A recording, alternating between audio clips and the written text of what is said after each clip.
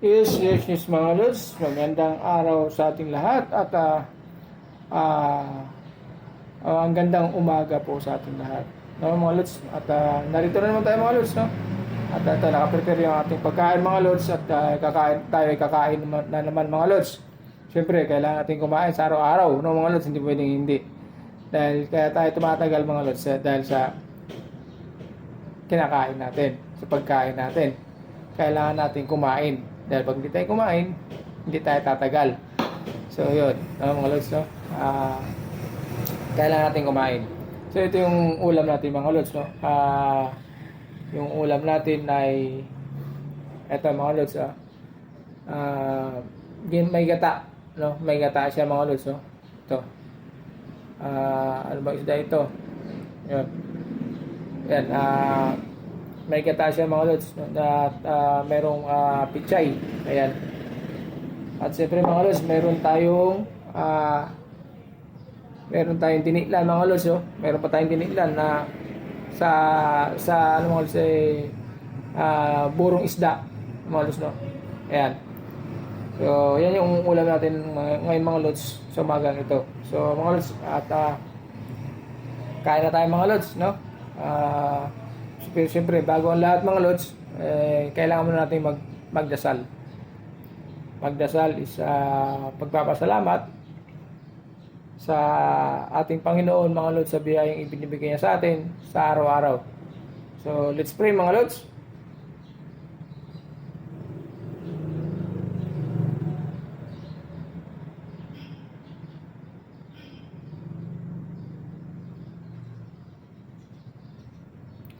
So, yan mga lods, kaya na tayo.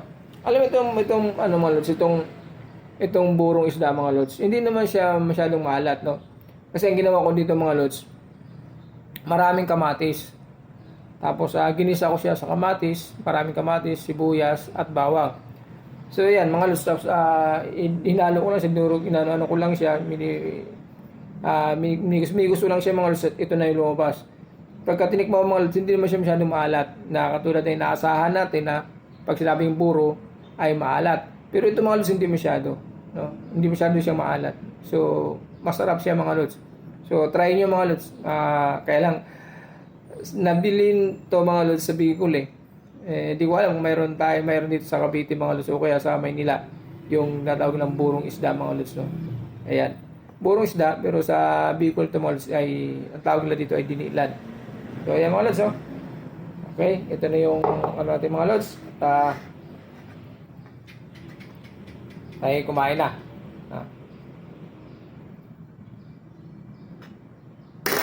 Pero ito mga lods, no, nakaka-high blood din ito mga lods, itong dinilan, kaya huwag tayo masyadong ano nito dahil malakas magpa-high blood ito. So ano lang, kunti-kunti lang mga lods, no, sa pagkain natin, pampasarap.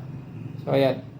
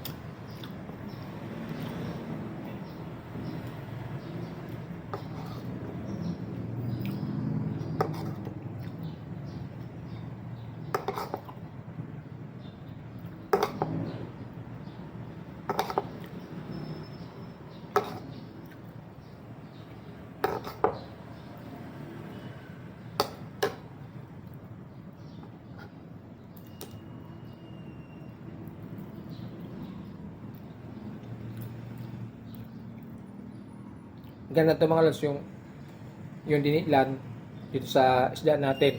Ayan. Pinapatong lang natin dyan para magano yung lasa ng dinilan mga lods. Medyo maalat-alat siya ng konti, pero hindi naman masyado maalat. Malasa siya mga lods. Yan ang para mag-match sila mga lods. Yan.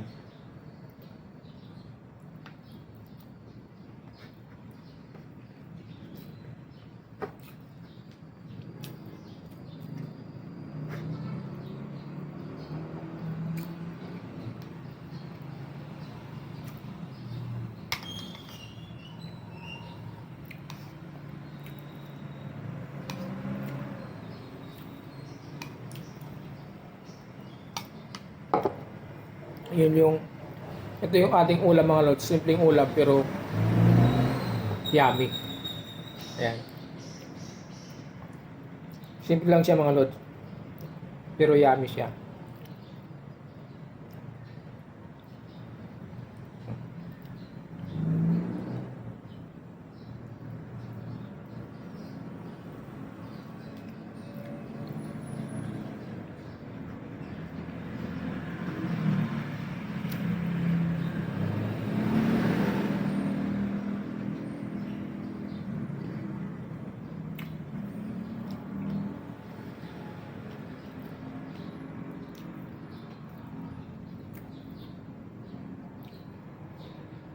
Ayan na yung mga lods, no? Thank you very much po sa lahat. At thank you for watching po. God bless po sa ating lahat at ingat-ingat po tayo mga lods. Lalo na sa mga nasa biyahe. Bye-bye!